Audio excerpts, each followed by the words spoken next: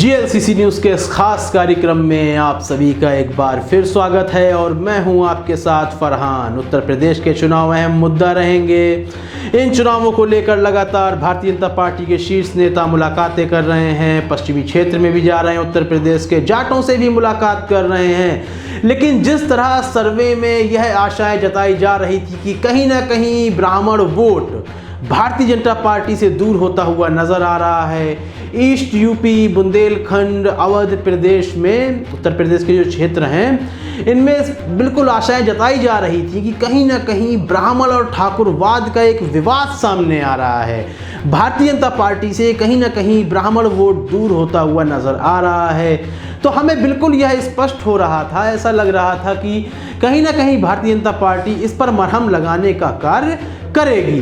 अभी मौजूदा समय में आपने देखा कि आरपीएन सिंह कांग्रेसी नेता हैं, उन्होंने कांग्रेस को अलविदा कह दिया और भारतीय जनता पार्टी की सदस्यता ग्रहण कर ली है।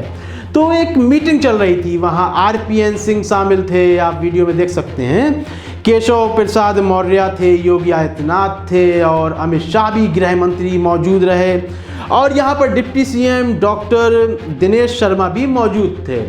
यहाँ पर एक बहुत ही चौंकाने वाला कार्यक्रम हो गया, एक घटनाक्रम घटित हो गया जिससे शायद फिर से ब्राह्मण वोट भारतीय जनता पार्टी से नाराज होता हुआ नजर आएगा। डॉक्टर दिनेश शर्मा बैठे हुए थे, आप वीडियो में देख रहे होंगे कि किस तरह योगी आदित्यनाथ के बगल में बैठे थे। चर्चाएं चल रही थी, लेकिन शायद योगी आदित्यनाथ को पसंद नहीं आया कि यह मेरे बगल में कैसे बैठे हुए हैं। उन्होंने एक इशारा किया और डॉक्टर दिनेश शर्मा अपनी कुर्सी लेकर के साइड आ गए, केशव प्रसाद मौर्य के साथ बैठ गए।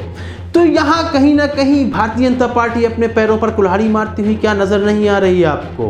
ब्राह्मण समाज काफ़ी रोष में है भारतीय जनता पार्टी को लेकर कि उन्हें तरजीह नहीं दी जा रही है। इससे पहले आपने देखा होगा संजय बालियान एक चुनावी रैली कर रहे थे, उसमें भी वह कह रहे थे कि पंडितवाद से मुक्ति के नारे दे रहे थे। तो यहाँ भी ब्राह्मण समाज काफ़ी रोष में था और जिस तरह अब दिनेश शर्मा के साथ डिप्टी सीएम हैं, उनके साथ जिस तरह का अभद्र व्यवहार हुआ है, इसको लेकर भी कहीं ना कहीं अब भारतीय जनता पार्टी को नुकसान उठाना पड़ सकता है।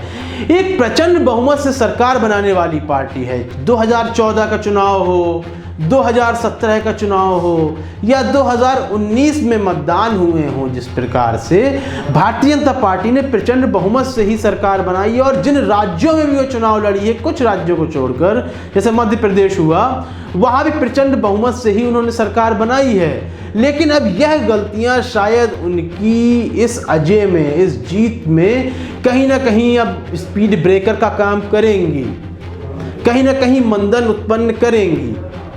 क्या आपको लगता है कि ब्राह्मण समाज रोष में यदि है, जिस तरह की उनके साथ घटनाक्रम घटित हुए हैं, तो वह वोट कट जाएगा? और आखिर वह वोट कहाँ जाएगा? आपको क्या लगता है, समाजवादी पार्टी की झोली में जाएगा या कांग्रेस की झोली में जाएगा? यह उम्मीदें अब जताई जा रही हैं कि कहीं ना कहीं अब यह ब्राह्मण वोट कांग्रेस की झोली में जाने वाला है।